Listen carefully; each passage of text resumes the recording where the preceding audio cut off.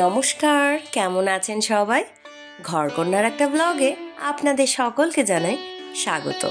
ছোটদের ভালোবাসা ও বড়দের প্রণাম জানিয়ে আজকের ভিডিওটা শুরু করছি। ঘড়িতে এখন সকাল 8:10।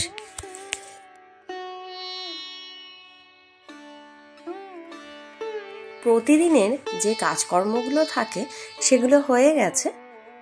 এখন চলে এলাম ছাদে। জামা কাপড়গুলো ধোয়া ছিল, ওগুলো মেলার জন্য জামা কাপড়গুলো মেলে দিলাম, আর সঙ্গে ছাদ থেকে ফুলগুলো তুলে নিয়ে যাচ্ছি প্রতিদিনের যে পুজো হয় ঘরে, সেই পুজো করার জন্য।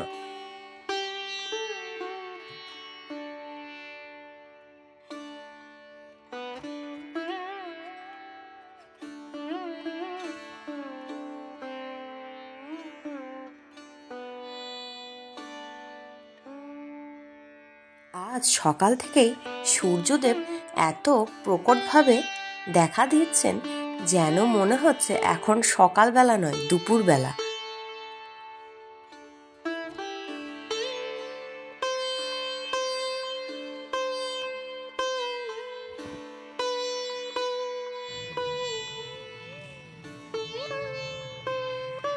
খুব বেশি ফুল আমি তুলে আনিনি, অল্পই তুলে এনেছি, আর সাথে এনেছি একটা অ্যালোভেরার পাতা। এই অ্যালোভেরাটা আমি ছাদ থেকে নিয়ে এলাম। এটা দিয়ে কি করব? এটা এই যে মাথায় লাগাচ্ছি।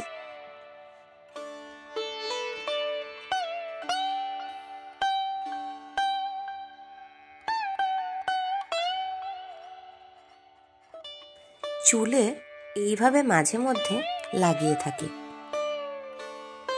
তো কখনো নিজে লাগাই, আবার কখনো অন্য কেউ লাগিয়ে দিলে কিন্তু বেশ ভালোই হয়। তো সকাল সকাল চুলের মধ্যে বা মাথা স্ক্যাল্পে এটা লাগিয়ে নেব, তারপরে কাজকর্ম শুরু করে দেব। সকালে সবজি টবজি কাটা কমপ্লিট হয়ে গেছে। শাশুড়ি মা রান্নাও শুরু করে দিয়েছেন। আজকে জলখাবারে রয়েছে, দোকান থেকে কিনে নিয়ে আসা হয়েছে জলখাবারটা। এখানে রয়েছে ছেঁড়া পরোটা, সঙ্গে রয়েছে ঘুগনি, আর এখানে রয়েছে মিষ্টি, মানে হচ্ছে ল্যাংচা। এই দিয়ে আজকে সকালে জলখাবারটা করে নেওয়া হবে।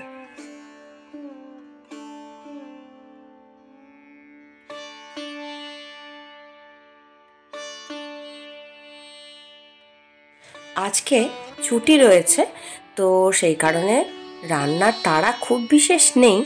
আর তাছাড়াও দোকান থেকে কিনে নিয়ে আসা, আগের দিন যে নার্সারি থেকে গাছ কিনে নিয়ে এসেছিলাম, গাছগুলো ওকে বললাম যে তুমি যদি একটু বসিয়ে দাও তাহলে একটু ভালো হয়। তো বললো ঠিক আছে, বসিয়ে দিচ্ছি। তো এই গাছগুলোকে টবের মধ্যে প্রতিস্থাপন করে দিয়েছে।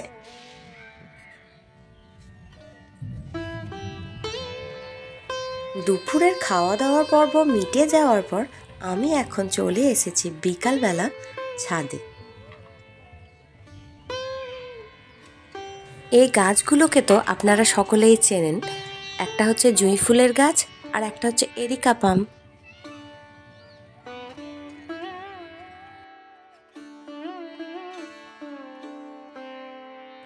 জামা কাপড়গুলো ছাদ থেকে তুলে নিয়ে এসে এই আলনাতে গুছিয়ে রেখে দিচ্ছি।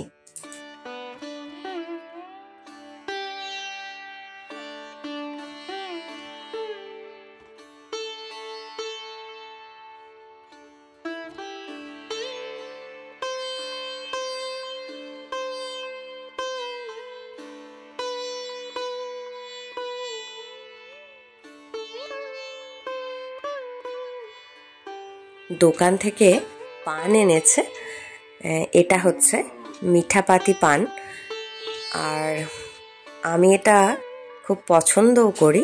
এই পানটা আমার মতো আর কে পছন্দ করেন এই মিঠাপাতি পান খেতে? তো আমার খুব পছন্দের এটা, সেজন্যই হয়তো এনেছে।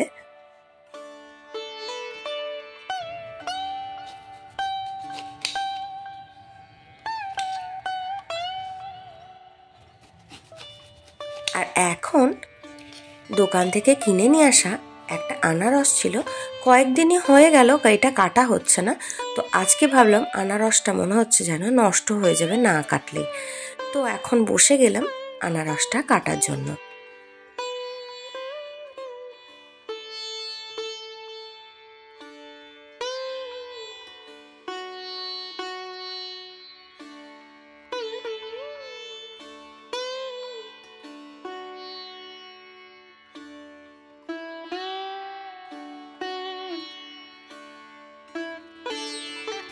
এই যে এখানে এই পাত্রটার মধ্যে কেটে নিয়েছি আনারসটা, আর এখন এর মধ্যে অল্প একটু নুন আর অল্প একটু চিনি মাখিয়ে রেখে দেব।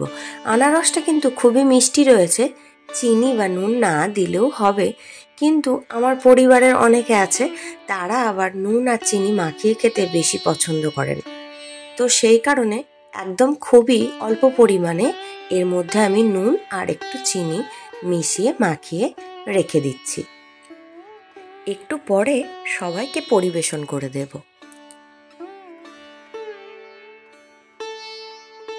এখন সন্ধ্যাবেলা, তো সন্ধ্যার সময় মুড়িটা এভাবে মাখা করে খেতে কিন্তু আমার পরিবারের সকলে তো খুবই পছন্দ করে, সঙ্গে আমিও পছন্দ করে থাকি।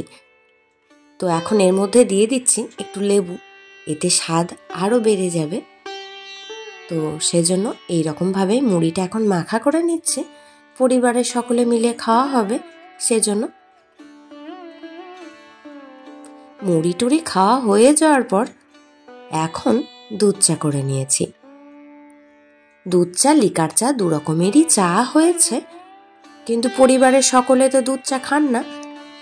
আর দোকান থেকে নিয়ে আসা এই যে আমি আর নাম বলছি না, এই প্যাকেটে লেখা রয়েছে, আর নামটা কেন বললাম না সেটা নিশ্চয়ই আপনারা জানেন। তো এই চায়ের মধ্যে ডুবিয়ে এইভাবে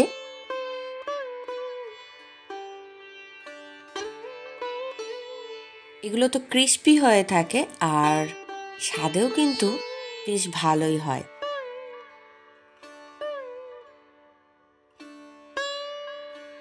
সন্ধেবেলার পর্ব মিটে গেছে। আজকে রাত্রের মেনুতে রয়েছে রান্নাবান্না হয়ে গেছে। আজকে রাত্রে রান্নাবান্না হয়েছে ভাত, ফুলকপি আলুর তরকারি আর হচ্ছে মাছ ভাজা। ফুলকপি আলুর তরকারির মধ্যে মাছ ভাজাটা দেওয়া হয়নি, তার কারণ অনেকে খেতে পছন্দ করেন না, সেজন্য মাছ ভাজাটা আলাদা রাখা হয়েছে আর ফুলকপি তরকারিটা আলাদা হয়েছে। তো আজকের ভিডিওটা এই পর্যন্তই। ভিডিওটা কেমন লাগলো কমেন্ট করে কিন্তু জানাবেন, আর ভালো লাগলে অবশ্যই একটা লাইক করে দেবেন, আর সাবস্ক্রাইব করা না থাকলে চ্যানেলটাকে সাবস্ক্রাইব করে নেবেন। আজ এই পর্যন্তই, দেখা হবে পরবর্তী ভিডিওয়। নমস্কার।